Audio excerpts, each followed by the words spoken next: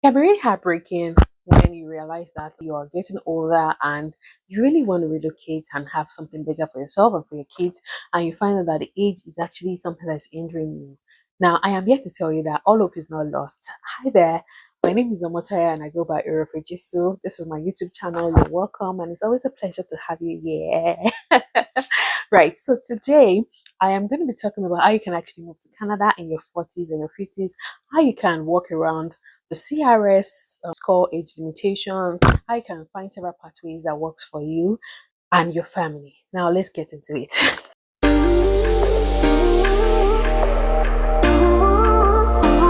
There are several pathways that you can actually explore if you want to come to somewhere like Canada.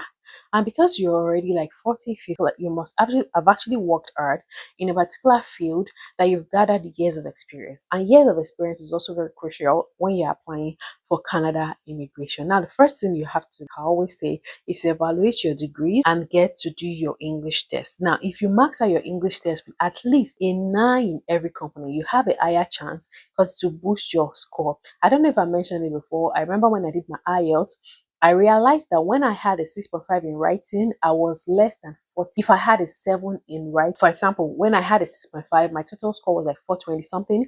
And if I had a 7, I was going to be around 460. That's to show that even a point 0.5 make a difference. So target a 9 or 10 in every component. And I'll advise you to go for self-book because I find it a lot easier.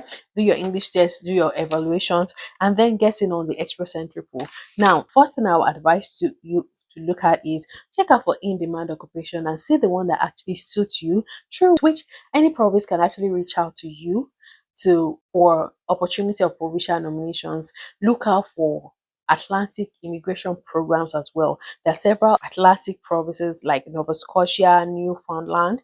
Look out for all their provincial nomination opportunities, even Saskatchewan, Manitoba, they all have provincial nomination programs that you can look into and check out the skill sets that also fits into your own personal skill set, because definitely you have more than 5 to 10 years of experience with your age, right? Now, after calculating your CRS score and you realize that this is low, right? I have talked about maxing out your English test. Now, you need to also look out for other programs that are upcoming or that started recently. For example, the Rural Community Immigration Program.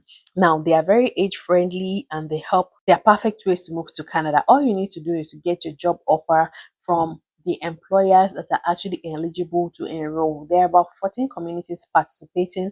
You can make a research. I've made a short video on RCIP and I intend to actually make a more detailed video because I've had a couple of questions about it recently, but you can check through RCIP, check it on the IRC website, or you can just search out RCIP and check all the eligible communities and check for eligible employers under this community as well.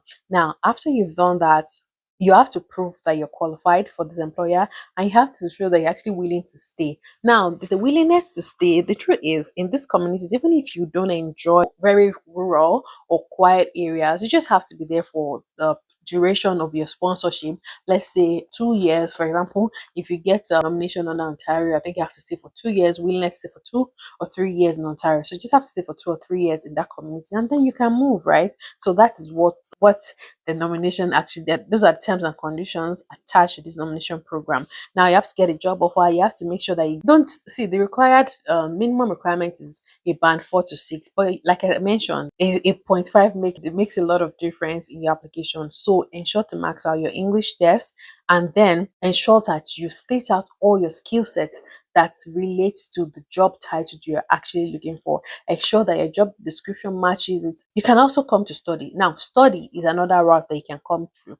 Now, you have to prove that you have enough funds. It is actually a longer route, but it is very reliable because, of course, you're already in Canada. If you see that with the increase in temporary residents, Canada is also looking for ways to make sure temporary residents find pathways to permanent residence. So it's one pathway through which, for example, you land, if you get a good job and the employer is willing to even do LMI for you or even kickstart your permanent resident process for you. So study is one route that is still very reliable, regardless of everything you're hearing about study, right? There's no age limit to study. There is nothing that says above 50 you can't come study, right? As long as you can prove you have people for fun, you have everything eligible to come under Canada study. And when you come study, you have the opportunity of postgraduate work permit, which will give you the years of a Canadian experience, which can also use to qualify not just for federal skilled worker, but under the Canadian Experience Program, right, which is a CEC, the Canadian Experience class. So now, this might look really long, like I said, but it is really worth it at the end of the day because you're already in Canada. They always say this: when you're in Canada and you're willing and flexible, there is always a way out for you. So I've said you should check provincial nomination program, look out for Atlantic programs as well. You might not focus on places like Ontario. Look out for places that are really in demand of people. And you can equally get a job that is LMI. Even from Nigeria, you can get a work permit that would be willing to do the LMIA process for you. So these are what we refer to as the LMIA job offers that brings people from Nigeria to Canada. And this is also an opportunity for you to get the Canadian experience that qualifies you under the Canadian experience class. So these are several pathways you can actually explore. I didn't want this video to be really long. I just want to make it short. If you have further questions, please put it down there and let me know. But believe me, I have mentioned Canadian experience class. I've mentioned the study route. I have mentioned provincial nominations. I have mentioned RCIP. I intend to do a more detailed video on that. I have mentioned Atlantic programs. I intend to also do more details on that. You can sit down, make a personal research and see the one that works for you. Don't stop applying and don't give up.